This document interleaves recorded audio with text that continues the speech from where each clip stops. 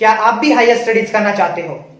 क्या आप भी एजुकेशन के लिए अब्रॉड जाना चाहते हो? क्या आपकी फाइनेंशियल कंडीशन आपके एजुकेशन को सपोर्ट कर रही है? क्या आप भी एजुकेशन लोन के बारे में सोच रहे हो? एजुकेशन एजुकेशन एजुकेशन, आज के समय में एजुकेशन एक बहुत इंपॉर्टेंट टर्म बन चुकी है, क्योंकि एजुकेशन की वजह से हमें समाज में रिस्पेक्ट मिलती है, हमारी इनकम बढ़ती है, हमारी डेवलपमेंट होती है। लेकिन आज के समय में एजुकेशन करना इतना आसान भी नहीं, क्योंकि किसी भी एवरेज डिग्री के लिए आपको 5 से 10 लाख खर्चा लगता ही है। और अगर आप MBBS, MBA या फिर अब्रॉड जाना चाहते हो तो आपको 10 लाख से 50 लाख तक भी खर्चा आ सकता है। हालांकि ऐसे कम ही स्टूडेंट्स होंगे जो इतना खर्चा कर पाते हैं, और इसीलिए बहुत सारे स्टूडेंट्स एजुकेशन लोन के बारे में जानना चाहते हैं। मैंने भी मेरे हायर स्टडीज के लिए एजुकेशन लोन लिया था, और इसलिए मैं एजुकेशन लोन के बारे में कुछ एडवांटेज और कुछ डिसएडवांटेज आपको बता दूंगा। तो एजुकेशन लोन के बारे में पूरा जानने के लिए इस वीडियो को पूरा जरूर देखिएगा। नमस्कार दोस्तों, मैं हूं प्रतीक, आप देख रहे हैं एडुटेनमेंट। तो चलिए शुरू करते हैं। एजुकेशन लोन मतलब एजुकेशन के लिए लिया हुआ लोन।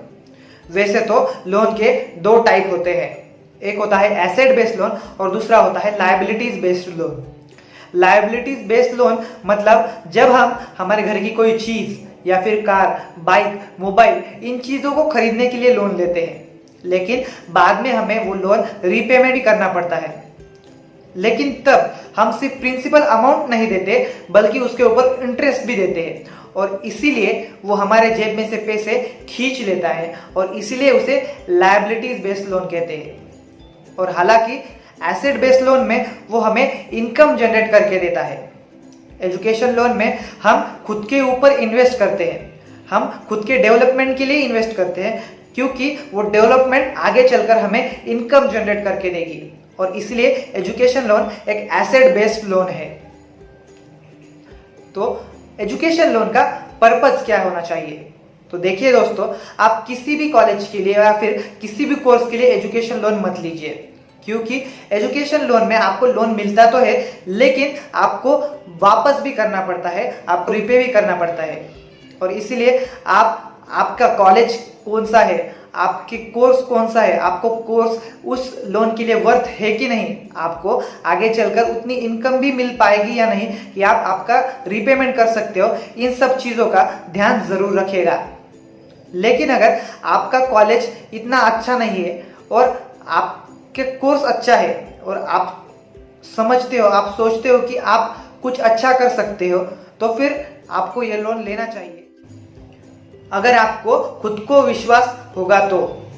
वरना आप ये जरूर सोचिएगा कि जब आपकी डिग्री कंप्लीट हो जाएगी तब आप लोन के नीचे मिलोगे, और तब आप डेवलपमेंट की बजाय पहले फाइनेंशियली फ्री होना पड़ेगा।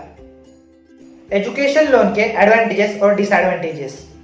पहला तो यही है कि अगर आपके पास एजुकेशन करने के लिए पैसा नहीं है तो आप इससे पैसा ले सकते हो और आपकी जो ड्रीम है वो फुलफिल कर सकते हो। दूसरा एडवांटेज कि इसका जो रीपेमेंट होता है वो रीपेमेंट आपके कोर्स के कंप्लीट होने के बाद 6 महीने या 1 साल के बाद शुरू होता है, इसलिए आप फाइनेंशियली फ्री होते हो कोर्स के ड्यूरेशन में। तीसरी कि इसका जो इंटरेस्ट रेट होता है वो किसी भी अन्य लोन के इंटरेस्ट रेट से कम होता है, जैसे कि पर्सनल लोन का इंटरेस्ट रेट 15 to 20% होता है, बिजनेस लोन का इंटरेस्ट रेट 12 से 15% में होता है, और एजुकेशन लोन का इंटरेस्ट रेट 9 से 12% में होता है। और चौथी, अगर आपको डिग्री के लिए आपने लोन लिया है और आप मास्टर्स के लिए भी लोन लेना चाहते हैं तो उस हालत में आपको टॉपअप लोन मिलता है, जिसकी वजह से आप मास्टर्स को भी एजुकेशन लोन के जरिए कर सकते हो। इस कंडीशन में आपका जो एजुकेशन लोन का रीपेमेंट होगा वो मास्टर्स कोर्स के खत्म होने के बाद शिफ्ट हो जाएगा। अगर आप एक टॉपअप लोन के बारे में और जानना चाहते हो तो मेरा एजुकेशन लोन के ऊपर का 2nd वीडियो जरूर देखिएगा। एजुकेशन लोन की डिसएडवांटेजेस।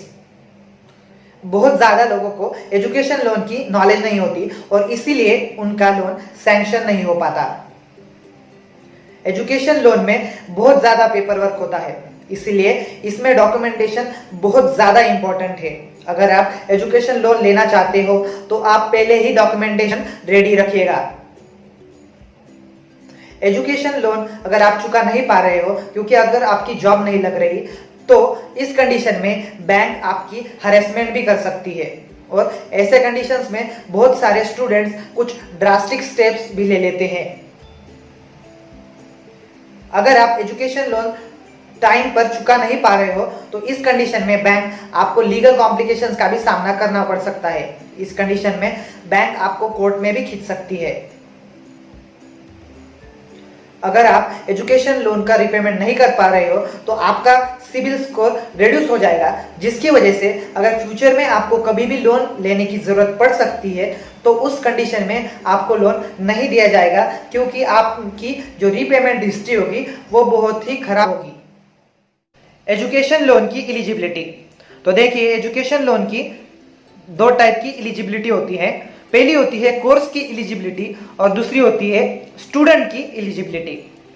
तो इंडिया में हम किसी भी कॉलेज में ग्रेजुएशन, पोस्ट ग्रेजुएशन या फिर पीएचडी कर सकते हैं, लेकिन वो कॉलेज यूजीसी, एआईसीटी या फिर गवर्नमेंट ऑफ इंडिया से अप्रूव होना चाहिए।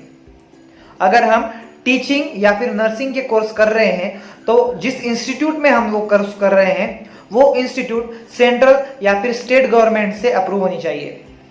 उसके बाद हम कौन से भी कोर्स के लिए आईआईटी और आईआईएम के किसी भी कोर्स के लिए एजुकेशन लोन ले सकते हैं। चौथी, अगर हमें डिप्लोमा करना है एरोनॉटिकल में, पायलट ट्रेनिंग्स के लिए या फिर सिविल एविएशन में, शिपिंग में, तो हमें director general of civil aviation का अप्रूव सर्टिफिकेट लगेगा।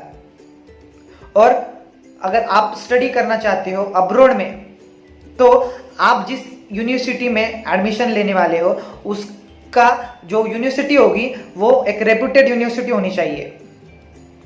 और किन कोर्स के लिए एजुकेशन लोन नहीं मिलता, तो देखिए वोकेशनल ट्रेनिंग कोर्सेज के लिए एजुकेशन लोन नहीं मिलता। वोकेशनल ट्रेनिंग कोर्सेज जैसे ब्यूटिशियन, मोबाइल रिपेयरिंग, प्लम्बिंग, ऐसे बहुत सारे कोर्स है जो वोकेशनल में आते हैं, उनके लिए एजुकेशन लोन नहीं मिलता। और स्टूडेंट की एलिजिबिलिटी, तो सबसे पहले कि स्टूडेंट जो है वो इंडियन नेशनल होना चाहिए।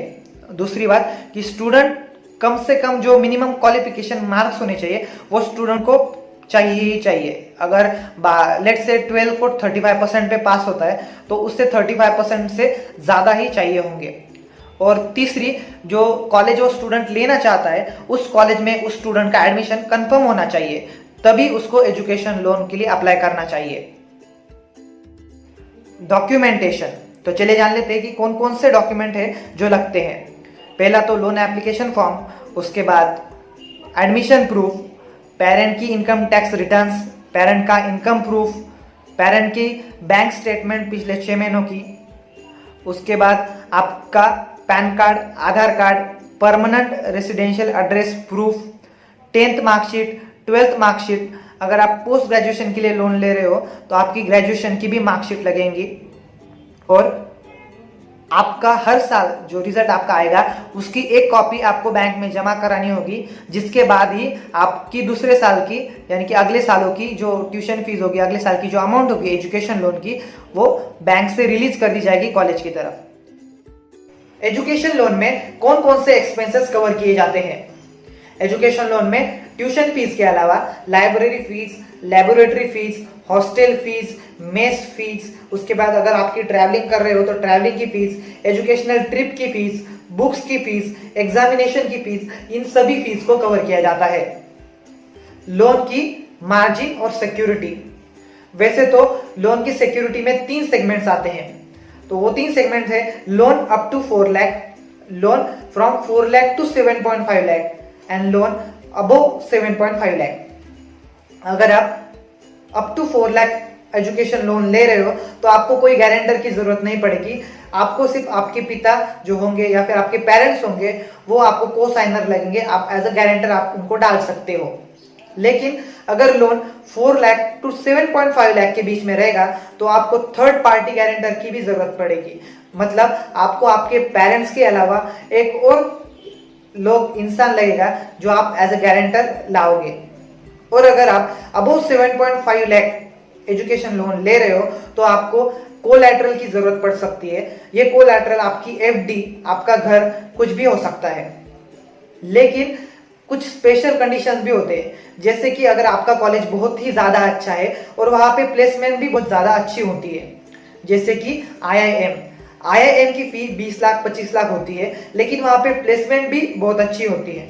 तो इस कंडीशन में आपको आपकी कॉलेज की फी पूरी मिल जाएगी, लेकिन आपको कोई भी कोलैटरल की जरूरत नहीं पड़ेगी। तो हमें मैक्सिमम कितना लोन मिल सकता है? गवर्नमेंट बैंक हमें इंडिया में अप टू 10 लाख और अब्रॉड में अप टू 20 लाख तक का लोन सैंक्शन करती है। और अगर हम प्राइवेट बैंक या वेंडर्स की तरफ जाएं तो प्राइवेट बैंक और वेंडर्स हमें इंडिया में अप टू 30 लाख और अब्रॉड में up to 50 lakh loan sanction करते हैं। लेकिन उसकी भी कैलकुलेशंस होती है कि हम जो कोर्स कर रहे हैं उसकी डिमांड क्या है, उसका हमें फ्यूचर इनकम कितना एक्सपेक्टेड है, उसके हिसाब से ये कैलकुलेशंस होते हैं। Processing fee and interest rate of education loan. अगर हम गवर्नमेंट बैंक्स लेते हैं जैसे कि state bank of India, central bank of India, तो हमें कोई भी प्रोसेसिंग फी देनी नहीं पड़ेगी। लेकिन अगर हम प्राइवेट बैंक लेते हैं, कोटक, HDFC, HSBC, तो हमें 1 से 1.5% तक प्रोसेसिंग फी देनी पड़ेगी। उसके बाद अगर हमारा लोन 4 लाख से ऊपर जा रहा है तो हमें 2% इंटरेस्ट रेट और देना पड़ेगा। इंटरेस्ट रेट जो होता है वो हर बैंक टू बैंक चेंज होता रहता है और हर बैंक एक फ्लोटिंग इंटरेस्ट रेट देती है, यानी कि एक लिमिट देती है। लिमिट कैसी? 9% से 11% तक। वो एक एक्चुअल इंटरेस्ट रेट नहीं देती कभी भी।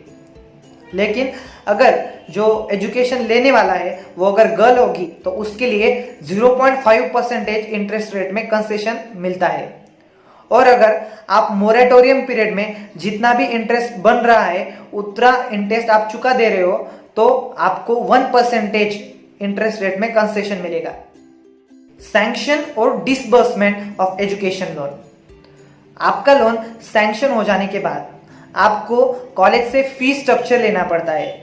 फीस स्ट्रक्चर में आपको लिखना पड़ता है कि मुझे कितना कितना खर्चा आ रहा है किन किन चीजों के लिए, और उसका फीस स्ट्रक्चर आपको कॉलेज से लेना पड़ता है। और उससे लेने के बाद आपको वो फीस स्ट्रक्चर आप जिस बैंक में लोन अप्लाई कर चुके हैं उस बैंक को जमा करना पड़ता है। उसके बाद वो बैंक उतने अमाउंट की डिमांड ड्राफ्ट आपको देती है कॉलेज को देने के लिए।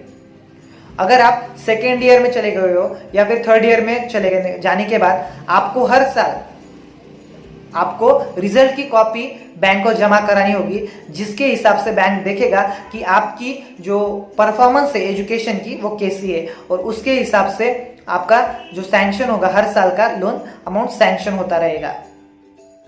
तो SBI एजुकेशन लोन की टर्म्स एंड कंडीशन की लिंक मैंने डिस्क्रिप्शन में दे दी है, आप वहां पे जाकर उसे डाउनलोड कर सकते हैं। और अगले हिस्से में हम लोन के रीपेमेंट के बारे में, टॉप अप लोन के बारे में, और अगर हम एजुकेशन लोन नहीं चुका पाए तो क्या होगा इसके बारे में जानेंगे। धन्यवाद।